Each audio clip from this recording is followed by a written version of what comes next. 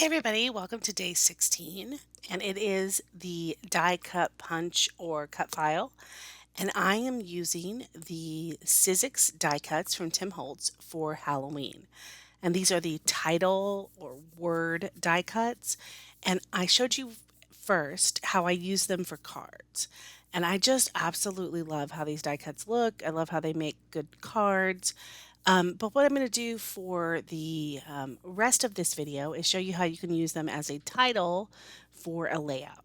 So I have some pictures here of us going to a pumpkin event at a local zoo where they have like 10,000 carved pumpkins and jack-o'-lanterns. And I'm using the Wicked from Reminisce collection, and it is really cool. It has a lot of really fun colors, and I'm also using just some solid color cardstock. So I started by taking the yellow paper and putting it across this striped paper from the Reminisce collection, and then using the purple to put the title on. And so I'm actually just going to use this as a resist. In other words, like I'm going to cut the title out of the purple and then the yellow is going to show through. It's super fun. It's a fun way to do a title that you don't see a lot of. So I went over to my die cut machine and I cut it out, and now you're seeing me kind of go through and put it back together. And I did save the inside of the O and the R's.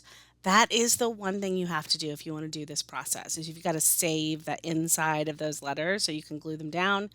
But I just love how it looks. I love seeing the trick or treat. I love seeing the yellow pop through. Like you saw on the cards. Now the cards, what I did for the cards, I actually filled in. So I cut it twice. So I cut it with two different colors, and then I filled in the color inside of the letters. So you had like one color and then another color filled in.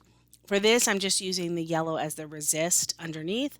So you can do it a lot of different ways. And it's a super fun way to use this die cut.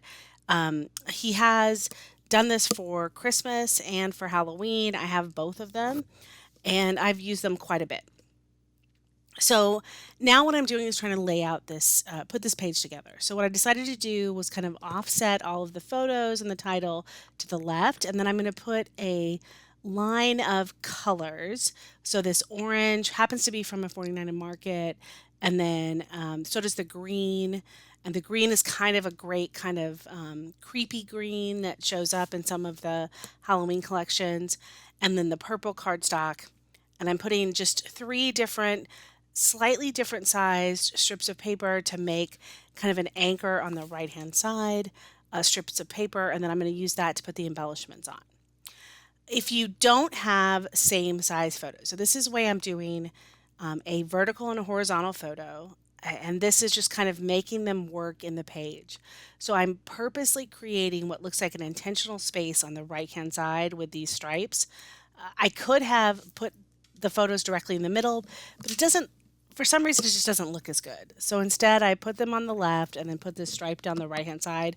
And I really like how this ends up looking. I also like the fact that I'm using some scrap paper that's orange. Orange is not something that I use a lot in day to day of my scrapbooking. Halloween and sometimes some other stuff.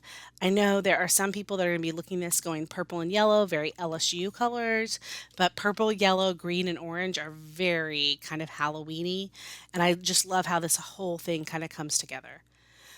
I did take a punch and punch this green paper to make a border on the top. And I do love how that turned out. Pull out your border punches, just use them every once in a while. I did think the yellow is a little bit stark against the striped paper, so just having a little bit of a border, a little bit of a kind of change in color worked out. You're seeing me put together the trick or treat now, and you see a little bit of the remnants of that border punch there at the bottom, which is funny. So here I am using my tweezers and putting those in here. The little R's, there's super little pieces. So you're just going to have to find a way that works for you to put those in. Or if you don't want to put them in, you don't actually have to. It doesn't look horrible without them in there. I just really wanted them in there. I went through some of my old ephemera from Halloween, and I had a trick or treat little square. I had this thing that said pumpkin patch, and then I have, you'll see them there, some brads, and I'm going to use the brads at the very end. So here's the Reminisce sticker sheet. I use the broom sticker from that and some of the bats.